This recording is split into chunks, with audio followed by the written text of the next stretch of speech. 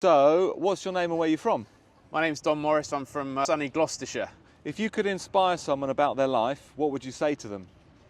To thine own self be To thine own self be true and do what turns you on. There's so much noise and so much rubbish out there telling you who and what you should be. It's all bollocks. You've got to do what turns you on. You've got to be what you want to be, and you'll find it as long as you do what excites you and what interests you, and you don't listen to anyone else. And I reckon that's getting harder and harder with all the social media and the noise and all the bollocks. But unless you do what turns you on, you can't be who you are. Who has inspired you in your life and why? I blame Nelson Mandela for many of the poor life choices I've made. I read Nelson Mandela at 16 or 17 years old, and he showed me that we all deserve democracy, freedom. It's really changed many of my life courses and made me spend the last 15 or 20 years around the world trying to get people the freedoms that we all take for granted. How did you discover what you are good at in life, or what your calling is in life?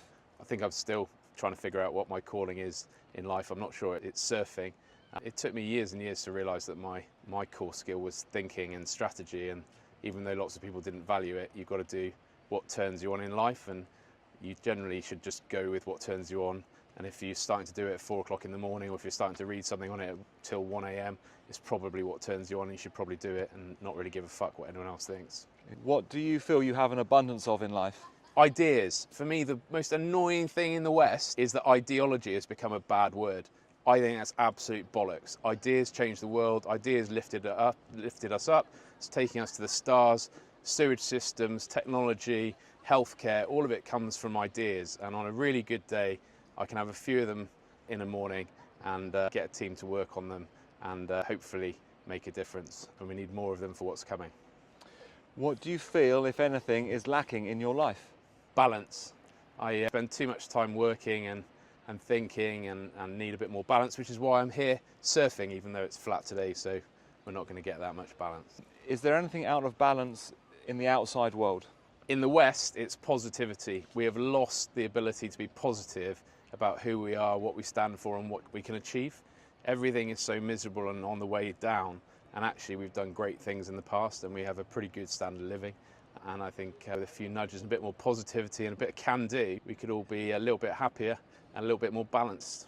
If you only had 1 year to live, what would you do? Well, when you're standing on a beach, the tempting thing to do would be to say to spend the whole year surfing in yoga, but I'm pretty weak and I'd probably get a bit tired of that. If I had a year, I'd spend a lot of time in my Labrador. I'd spend a lot of time surfing and yogaing. I'd probably spend a lot of time reading, and I might even write a book on what not to do. If you could have any job in the world, what would it be and where? I would be a member of Parliament in the UK, trying to turn around the UK and best position it for the challenging world that is coming. Do you have any everyday health tips?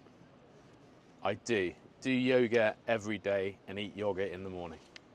Cool, thank you very much.